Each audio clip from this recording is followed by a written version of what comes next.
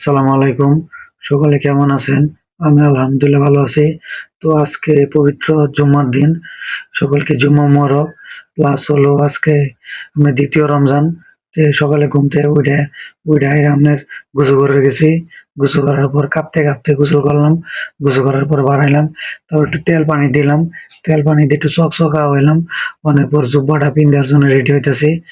আমার বউ কইতেছে, "জুব্বা তো আপনার মনে হয় টাইট হবো। ২ হাতই তো ঢোকে না।"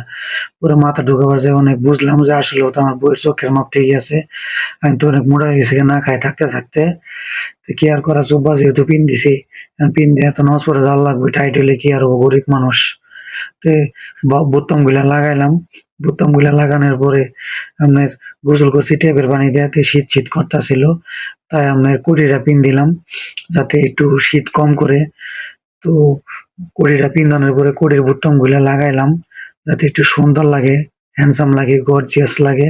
তো বোতাম লাগানোর পরে বিসমিল্লাহ করে আপনার ইটা নিলাম, জুব্বার আপনার বোতাম আছে, বোতাম গুলা নিলাম।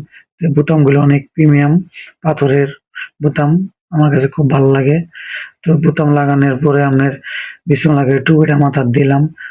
আমার বউ দিয়ে কইতেছে, "আপনার তো আজাহারি ভার্সন 2 লাগতাছে।" আল্লাহই জানে কবার পাই না সঠিক। তারপরে আমরা একটু সুগন্ধি লাগাইলাম, আতর। এটা গায়ে দেওয়া আপনার মাখা সুন্নত। তারপর চোখে একটু সুরমা দিলাম, এটা হজরত সাল্লাল্লাহু আলাইহি সাল্লামের সুন্নত। দেওয়ানোর পর আমার বউয়ের সামনে একটু পুছ দিলাম। পুছ দেওয়ানোর পরে জায়নামাজটা নিলাম।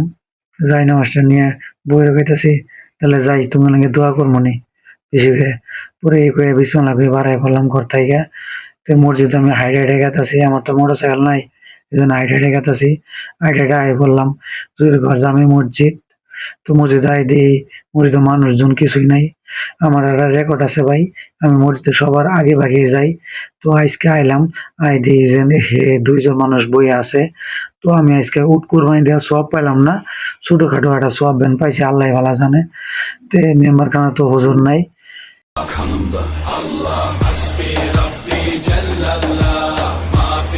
তারপর হুজুর আইলো। হুজুর আওনের পরে আপনার একটু বয়ান-টয়ান করার জন্য মেম্বারখানায় বসলো। বসার পর একটু ওয়াজ করলো। ওয়াজ করার পরে নামাজের জন্য সবাই খাড়ায় বললাম।